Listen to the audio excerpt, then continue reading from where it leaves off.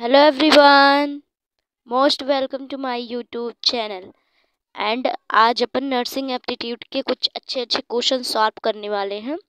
इसके बाद serial wise में लेके आऊँगी, जैसे कि एक दिन डिजीज़ के बारे में, एक दिन किसके कारण कौन सी डिजीज़ होती है, और इसके बाद कुछ प्रोग्राम है, मिशन है ना, और इसके बारे में लेके आऊँगी। कुछ सन वाले क्वेश्चंस लेके आऊँगी। सर रहेगा, मिक्स रहेगा। एंड इसके बाद क्वेश्चंस मैं बदल बदल के लाऊंगी, मतलब कि सीरियल वाइज सीक्वेंस में लाऊंगी। ये वाला क्वेश्चन यानी कि आज का पहला क्वेश्चन क्या कह रहा है, hepatitis mainly effect which organ, यानी जो हेपेटाइटिस होता है ये मुख्य रूप से किस अंग को प्रभावित करता है। किडनी को यानी गुर्दे को, लंग्स को यानी फेफड़ों को, या फिर लीवर को यानी लीवर को, या फिर ऑल यहाँ करेक्ट हो नहीं सकता। वैसे ज़्यादातर क्वेश्चंस में ऑल लिखा रहता है तो करेक्ट ही रहता है, बट यहाँ ऑल नहीं होगा क्योंकि ये मैंने खुद के द्वारा बनाया हुआ है ना, तो ऑल नहीं होगा यहाँ पर। किडनी को भी नहीं करता है, लंग्स को भी नहीं करता है, लीवर को करता है। किसको करता है इफेक्ट? लीवर को प्रभावित करता है ना। तो कौन सा करेक्ट आंसर होगा यहाँ से? ऑप्शन सी करेक्ट होगा। एंड नेक्स्ट क्वेश्चन क्या कह रहा, what do you understand CPR, यानी कि सीपीआर का फुल फॉर्म हमको बताना रहता है। तो क्या कह रहा, सीपीआर से आप क्या समझते हैं? तो एक ए ऑप्शन कह रहा कार्डियो पल्मोनरी रेस्ट, या फिर बी ऑप्शन कह रहा कार्डियो पल्मोनरी रेसिस्टेशन, सी ऑप्शन कह रहा चेस्ट पल्मोनरी रेस्ट, या फिर डी ऑप्शन कह रहा कोरोनिक पल्मोनरी रेस्ट। तो कौन सा करेक्ट होगा यहाँ से? ऑप्शन नंबर बी है ना, ऑप्शन नंबर बी यहाँ करेक्ट होगा। ऑप्शन बी करेक्ट होगा, कार्डियो पल्मोनरी रेसिस्टेशन है ना, कार्डियो पल्मोनरी रेसिस्टेशन। तो कौन सा यहाँ से, यहाँ बी और यहाँ सी ऑप्शन करेक्ट आंसर हो जाएगा। तो आई थिंक आपको समझ में आया होगा। चलिए नेक्स्ट क्वेश्चन पे बढ़ते हैं दोस्तों। क्वेश्चन क्या कह रहा है ये वाला, chikungunya is caused by whose bite. तो चिकनगुनिया किसके काटने से होता है? मॉस्किटो के, फ्लाई के, रैट के, या फिर वॉस्प के। तो वॉस्प को हिंदी में क्या बोलते हैं? तितैया। थोड़ा अजीब नेम है तितैया ना, तितैया। वैसे इसके काटने से मतलब चिकनगुनिया किसके काटने से होता है? तो बिल्कुल मच्छर के काटने से होता है, यानी कि मॉस्किटो के काटने से होता है। मच्छर के काटने से और कौन कौन से डिजीज़ होते हैं ये भी मैं लगे हाथ आपको बताऊं तो डेंगू होता है ना, डेंगू होता है। सेकंड अपना जो है मलेरिया होता है, मलेरिया होता है ना। तो ये सब आपको लर्न कर लेना है। डेंगू भी होता है, मलेरिया भी होता है ना, मॉस्किटो के बाइट करने से। और एक और होता है फाइलेरियासिस, जिसको बोलते हैं हम हाथी पाँव, हाथी पाँव ना, क्यूलेक्स मच्छर के काटने से। तो ये सब होते हैं एंड आपको इस सब एक्स्ट्रा याद रखना है। सो चलिए नेक्स्ट क्वेश्चन पे बढ़ते हैं। नेक्स्ट क्वेश्चन, ये क्वेश्चन क्या कह रहा है, if someone is bleeding a lot what do we need to, यानी कि अगर किसी को बहुत ज़्यादा खून बह रहा हो तो हमें क्या करना चाहिए? वॉश इट, इसे धोना चाहिए, बिल्कुल धोना चाहिए। प्रेस ऑन इट हार्ड, इसे तेज़ी से दबाना चाहिए, बिल्कुल दबाना चाहिए।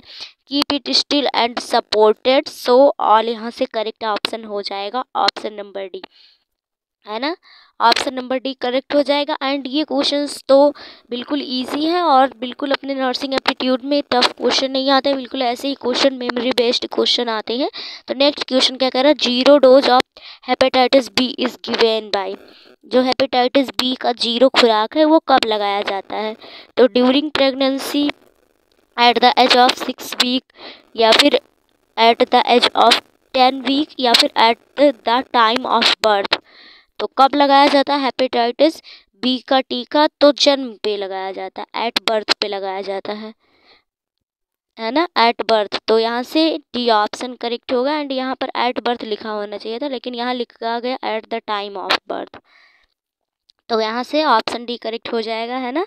तो आई थिंक आपको ये क्वेश्चन समझ में आ रहे होंगे। चलिए नेक्स्ट क्वेश्चन पे बढ़ते हैं दोस्तों। नेक्स्ट क्वेश्चन क्या कह रहा है, prevention of cancer is related to, यानी कैंसर की रोकथाम से संबंधित है। तो अर्ली डिटेक्शन, ट्रीटमेंट, बिल्कुल स्क्रीनिंग और पैलिएटिव केयर। बिल्कुल करेक्ट हो जाएगा, यहाँ पर भी ऑल ऑप्शन करेक्ट हो जाएगा, डी ऑप्शन करेक्ट हो जाएगा, है ना। कौन सा ऑप्शन? डी ऑप्शन यहाँ पर भी करेक्ट होगा। जहाँ ऑल वाला आता है वहाँ ज़्यादातर मतलब ऑल ही वाला करेक्ट होता है। तो कैंसर, तो कैंसर के लिए हम क्या डॉट्स थेरेपी का यूज़ करते हैं, इसके निदान इलाज के लिए, है ना। डॉट्स थेरेपी का ये भी पूछा जा सकता है कि डॉट्स थेरेपी किसके उपचार में यूज़ किया जाता है, तो कैंसर के उपचार में डॉट्स थेरेपी का यूज़ किया जाता है। ये भी आपको एक्स्ट्रा याद रखना है। तो चलिए नेक्स्ट क्वेश्चन पे बढ़ते हैं।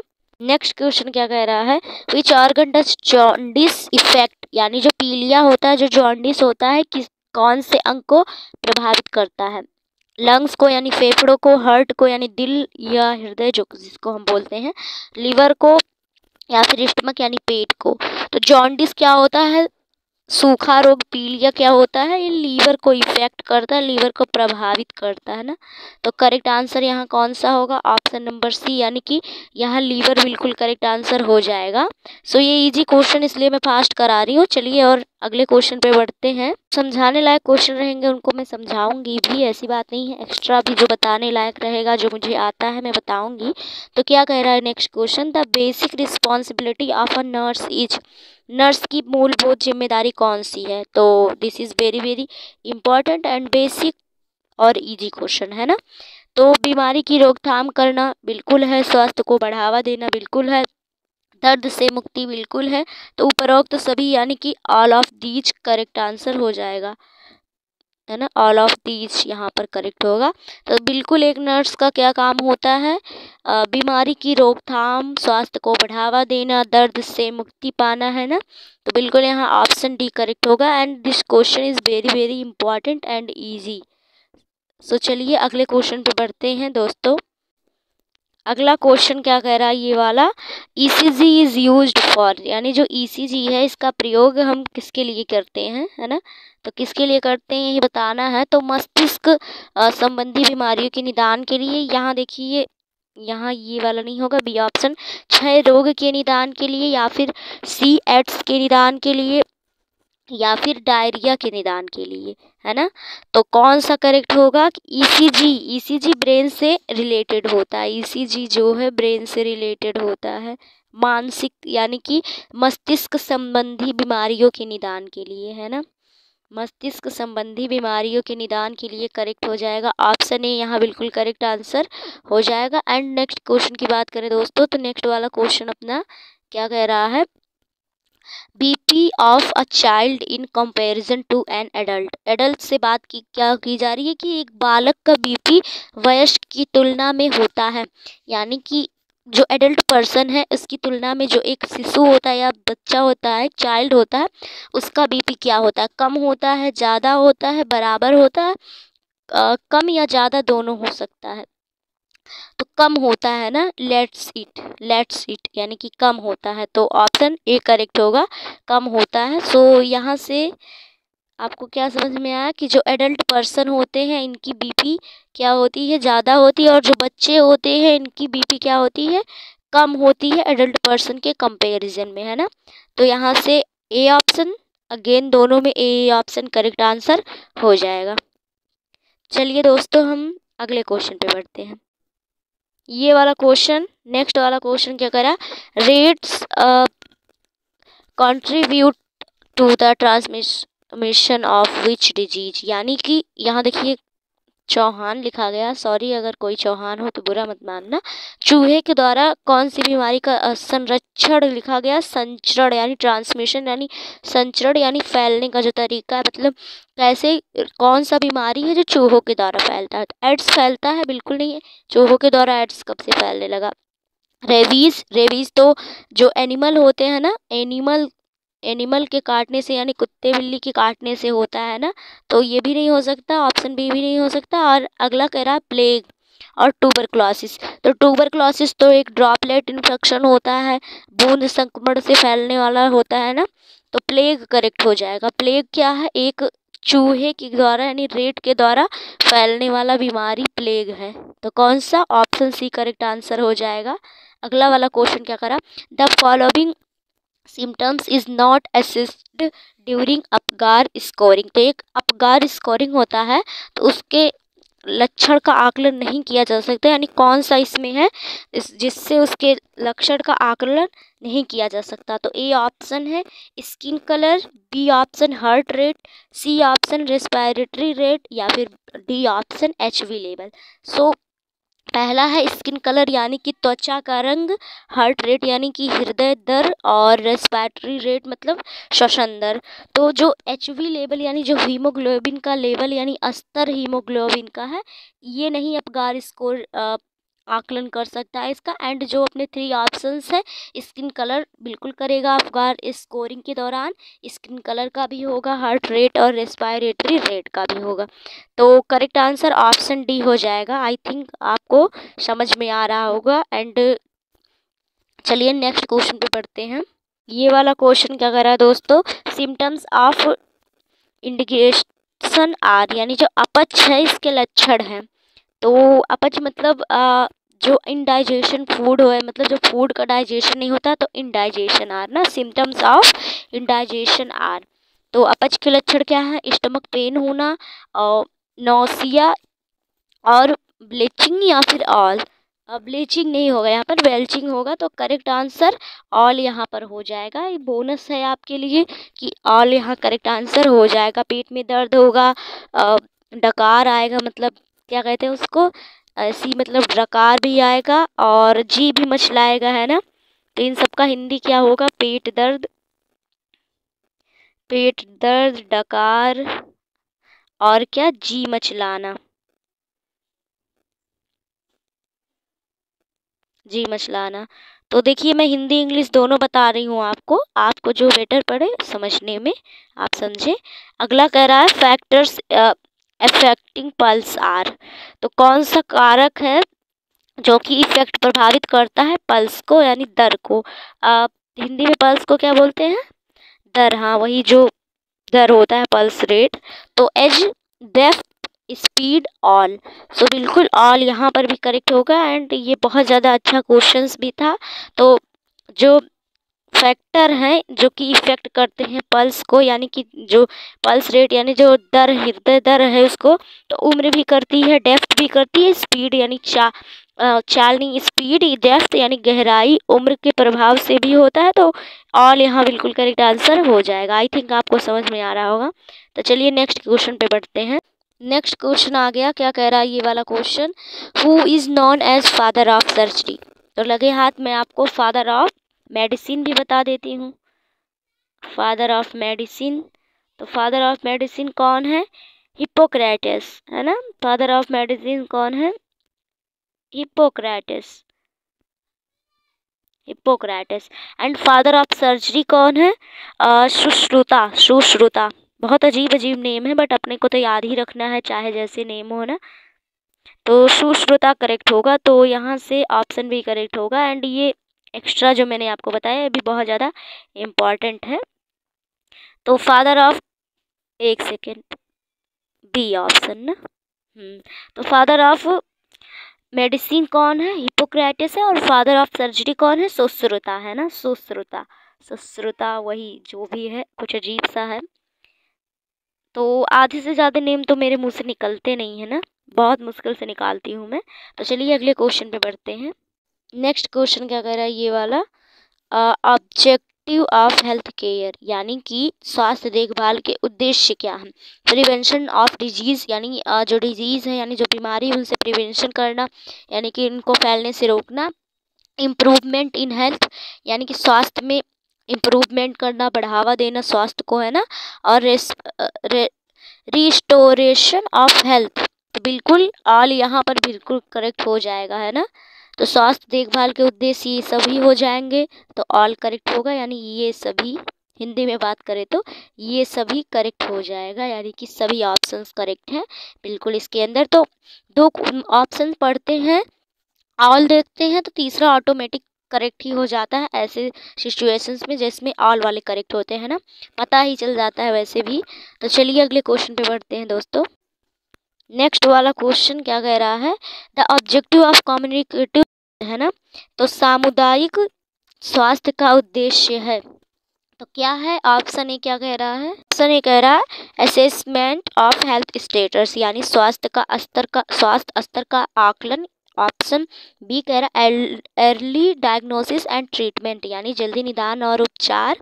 ऑप्शन सी कह रहा है health education and option D कह रहा है ऑल। तो बिल्कुल ऑल और ऑल करेक्ट हो जाएगा। तो आज के क्वेश्चंस में ज़्यादातर ऑल वाले ही लेकर आई हूँ जानबूझ के। इससे क्या होगा कि इससे कि 3 ऑप्शंस करेक्ट पढ़ने को मिलते हैं हमको, जिससे हमारा नॉलेज गेन होता है ना क्वेश्चंस के को लेकर। तो यहाँ से यही वाला करेक्ट हो जाएगा।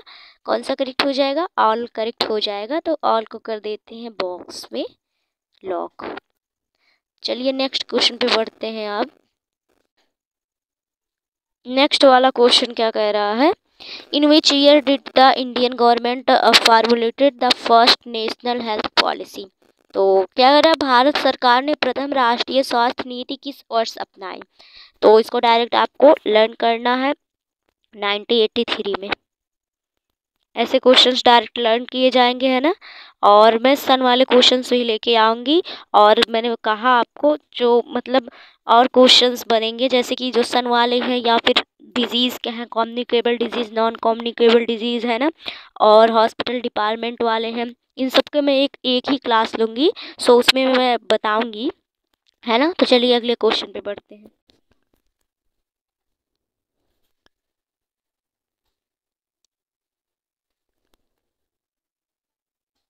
ये वाला क्वेश्चन सॉल्व करते हैं, वो वाला भी बाद में करेंगे। तो क्या कह रहा था? Cause of tetanus is, tetanus का कारण है। तो ऑप्शन ए कह रहा कॉर्निबैक्टीरियम डिप्थीरिया। तो इससे डिप्थीरिया होगा, है ना, इससे तो डिप्थीरिया होगा, नेम से ही पता चल रहा है डिप्थीरिया होगा इससे, डिप्थीरिया।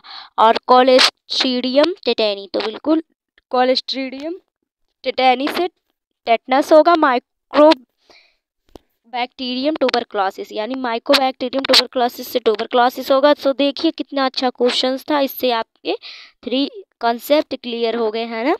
तो डिप्थीरिया का कंसेप्ट क्लियर हुआ, टेटनस का हुआ, ट्यूबरक्लोसिस का हुआ। तो this is question very very important and very good questions. तो नेक्स्ट क्वेश्चन पे बढ़ते हैं। ये वाला क्वेश्चन क्या कर रहा है दोस्तों? The positive agent of dengue fever is. तो डेंगू फीवर क्या होता है? मॉस्किटो के काटने से होता है। तो कौन से मॉस्किटो के? डेंगू का कारक है।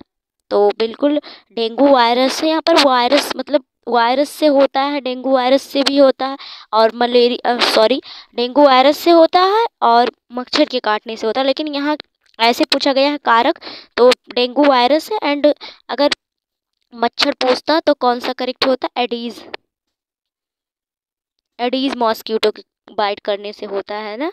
हड्डी तोड़ बुखार डेंगू को ही बोलते हैं, हड्डी तोड़ यानी बोन ब्रेक फीवर। तो ये भी आपको इसके साथ साथ याद रखना है। सो चलिए नेक्स्ट क्वेश्चन पे बढ़ते हैं। ये मेरे बुक के क्वेश्चंस हैं एंड अभी 2 ही पेज और बचे अपने पास। आज के क्वेश्चंस हो गए सब। क्या कह रहा? एक नर्स के लिए आचार संहिता नहीं है। Which of the following is not code of conduct for a nurse? Promoting health, यानी स्वास्थ्य को बढ़ावा देना, प्रमोटिंग डिजीज, यानी कि बीमारियों को बढ़ावा देना, या फिर रिलाइव फ्रॉम पेन, दर्द से मुक्ति, या फिर उपरोक्त सभी। तो बहुत लोग क्या करेंगे, इसमें तुरंत उपरोक्त सभी मार देंगे, ये नहीं पढ़ेंगे कि क्या करा प्रमोटिंग डिजीज, क्या दर्द बीमारियों को बढ़ावा देना नर्सिंग के आचार्य संहिता में शामिल है? बिल्कुल नहीं शामिल है ना। तो ये गलत हो जाएगा। ऑल वाला क्वेश्चंस कॉन्फिडेंस में बहुत बार गलत भी हो सकता है। तो यहाँ पर बी ऑप्शन करेक्ट होगा। नेक्स्ट क्या कह रहा है? Quality of a good nurse are, यानी कि एक अच्छी नर्स के गुण हैं। तो लॉजिकल होनी चाहिए, तर्कसंगत, पेशेंट पेशेंस, पेशेंस मतलब धैर्यवान। तो यहाँ पेशेंट लिखा गया है ना, तो धैर्यवान होना चाहिए, या फिर टैक्टफुल यानी कि व्यवहार कुशल होनी चाहिए, या फिर ऑल करेक्ट। तो सीधा सा क्वेश्चन इसमें क्या ही है, उपरोक्त सभी करेक्ट होगा, ऑल ऑफ दीज। सो अगले क्वेश्चन पे बढ़ते हैं। आई थिंक ये सब क्वेश्चंस आपको समझ में आ रहे होंगे। देखिए लास्ट में कुछ सन से रिलेटेड क्वेश्चन है, सन वाला। तो क्या कर रहा है? When was the national malaria education programme launched, यानी राष्ट्रीय मलेरिया उन्मूलन कार्यक्रम कब शुरू किया गया? 1953 में, 1958 में, 1963 में, 1968 में, है ना। तो बी ऑप्शन करेक्ट होगा। इसको डायरेक्टली लर्न ही करना है। एंड ये मैंने कहा एक क्लास लाऊंगी जिसमें मैं आपको इसको बिल्कुल पूरा याद करा दूंगी, है ना। तो बिल्कुल पूरा याद करा दूंगी। तो ये देखिए भाई साहब कहाँ भागा जा रहा है, तो यहाँ से हम इसको लॉक कर देते हैं, इसको कट कर देते हैं, है ना, इसको कट कर देते हैं। चलिए, तो अगला वाला क्वेश्चन क्या करा, when was the national family planning programme launched. तो ये बहुत इंपॉर्टेंट क्वेश्चन है। तो फैमिली प्लानिंग कब लॉन्च हुआ था, ये कह रहा है क्वेश्चन। तो कौन सा करेक्ट होगा, 1952 में, 1958 में, 1963 में, 1968 में। तो वैसे तो हमने याद क्या रखा है, 1951 में याद रखा है ना, लेकिन इस ऑप्शंस में अब 1952 आ गया है तो हम 52 को भी करेक्ट कर सकते हैं ना, तो 52 करेक्ट हो जाएगा। तो अगला क्वेश्चन क्या कह रहा है, अगला वाला क्वेश्चन करने से पहले 1952 को कर देते हैं बॉक्स में लॉक। तो ये वाला क्वेश्चन क्या कर रहा है, when was the mid day meal programme launched, यानी जो मिड डे मील कार्यक्रम है इसकी शुरुआत कब हुई।